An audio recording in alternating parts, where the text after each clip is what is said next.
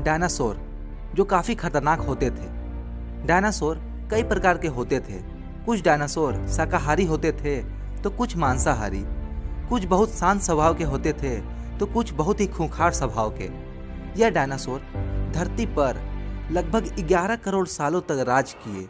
मगर फिर आखिर डायनासोर कहाँ विलुप्त हो गए और डायनासोर के बाद हमारा जन्म कैसे हुआ, यह जानने के लिए चलते हैं आज से 6.5 करोड़ साल पीछे।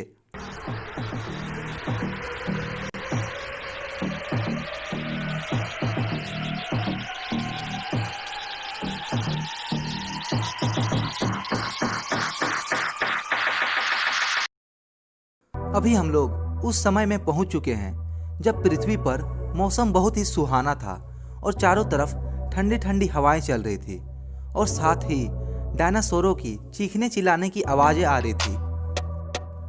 जब यह डायनासोर बहुत आराम से अपना जीवन बिता रहे थे तब अंतरिक्ष से एक 10 किलोमीटर के डायमीटर वाला एक एस्टेरॉयड धरती की ओर बढ़ रहा था। यह एस्टेरॉयड धरती के ग्रेविटेशनल फील्ड में पहुंचते ही इसकी रफ्तार अचानक से तेज हो गई। हर एक सेकेंड पर यह धरती के करीब पहुंचता जाता। फिर जब यह एस्टेरॉयड पृथ्वी के वायुमंडल में प्रवेश करता है तो घर्षण के कारण एक आग के गोले में बदल गया। इस आग के गोले की चमक इतनी थी कि इसे देखने के बाद सारे डायनासोर अंधे हो गए। अब डायनासोर इसे देख नहीं पा रहे थे, सिर्फ महसूस कर पा रहे थे। फिर यह एस्टेरॉयड धरती से जाकर टकराता है जिससे महाविस्फोट होता है। यह विस्फोट लगभग 10 हाइड्रोजन बम के बराबर था। इस एस्टेरॉयड के धरती से टकराने से 180 किलोमीटर चौड़ा और 20 किलोमीटर गहरा गड्ढा हो गया।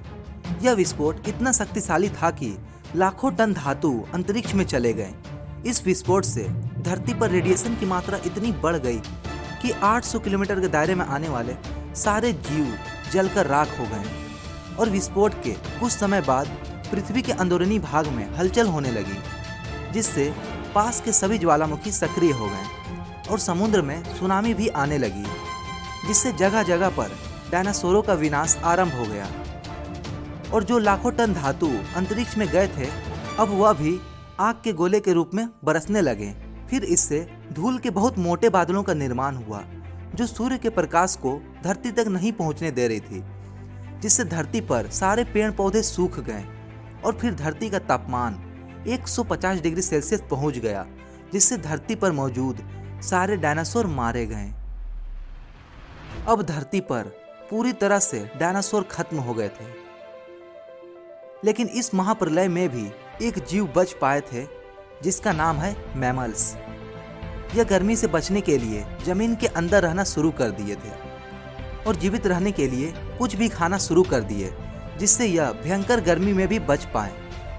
यही वह जीव है जो आगे चलकर बंदर और बंदर से हम इंसान बनने वाले थे 5 लाख साल बाद।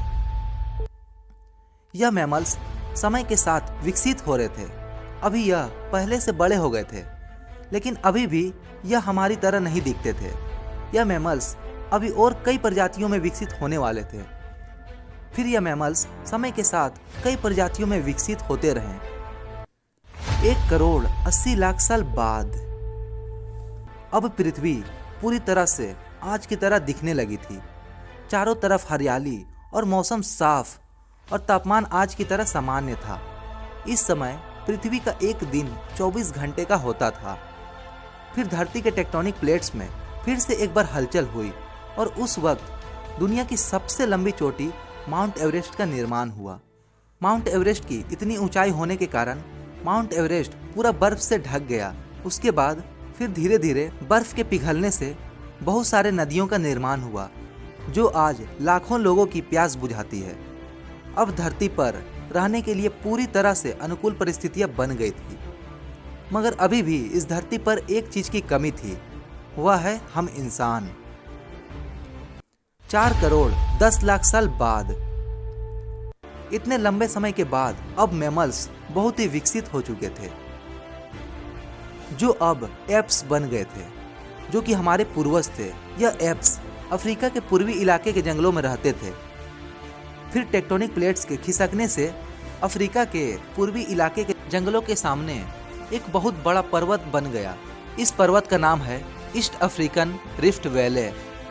यह पर्वत पूर्व से आने वाली मानसूनी हवाओं को रोकता था, जिससे हवा जंगल तक नहीं पहुंच पाता था, जिससे समय के साथ जंगल में अकाल पड़ता गया। पानी की कमी से सारे पेड़ पौधे सूखने लगे, जिससे पेड़ पर रहने वाले एप्स के लिए खाना की कमी हो गई, जिससे वह खाना के तलाश में पेड़ से उतरने का निर्णय लिए। हमारे पूर्वज का यह निर्णय बहुत बड़ा निर्णय था। अब हमारे पूर्वज विकसित होकर 2 पैरों पर चलने लगे थे। यह 2 पैरों पर बहुत आसानी से चल लेते थे। हजारों सालों के क्रम विकास के बाद इनका दिमाग भी बहुत विकसित हो चुका था, जिससे यह बहुत बुद्धिमान बन गए थे। अभी भी यह विकास हो रहा था। लंबे समय के क्रम विकास के बाद हमारे पूर्वज आदिमानव बन गए और समय के साथ साथ यह आदिमानव पत्थरों के हथियार बनाने सीख गए। फिर समय के साथ साथ हमारे पूर्वज आग की खोज भी कर लिए। आग की खोज आदिमानव के लिए सबसे बड़ी खोज थी, क्योंकि आग उन्हें भोजन को पकाकर खाने और उसके साथ साथ जंगली जानवरों से उनकी रक्षा करने में मदद करता था। फिर समय के साथ साथ हमारे पूर्वज एक साथ रहना शुरू कर दिए। एक साथ वह सुरक्षित रहते थे। अब इनका दिमाग भी बहुत बड़ा हो चुका था। अब यह होशियार बन चुके थे और यह अपने संदेश को पहुंचाने के लिए अलग अलग आवाज़ें निकालने लगे, जिससे भाषा का निर्माण हुआ। भाषा का निर्माण यह हमारे लिए बहुत बड़ी उपलब्धि थी। यह हमारा आखिरी विकास था। 6 करोड़ 48 लाख साल बाद, यानी आज से 2 लाख साल पहले, अब हमारा अस्तित्व शुरू हो गया था। अब हमारे पास भाषा था, हथियार था और साथ साथ सबसे बड़ी चीज दिमाग थी। तो दोस्तों, इतने लंबे समय के क्रम विकास के बाद आज आप आराम से बैठकर मेरी यह वीडियो देख पा रहे हैं। तो फ्रेंड्स, यह वीडियो आपको कैसी लगी कमेंट करके ज़रूर बताना और इस वीडियो को सभी के साथ शेयर जरूर करना, जिससे सब जान पाएँ। और इस वीडियो को लाइक करके अपना प्यार जरूर दिखाना और हमेशा अपने ज्ञान को बढ़ाते रहने के लिए द अमेजिंग नॉलेज चैनल को सब्सक्राइब जरूर करें। और सबसे जरूरी बात, बगल वाले घंटे को दबाकर ऑल पर सिलेक्ट जरूर करें। वीडियो देखने के लिए आपका बहुत बहुत धन्यवाद।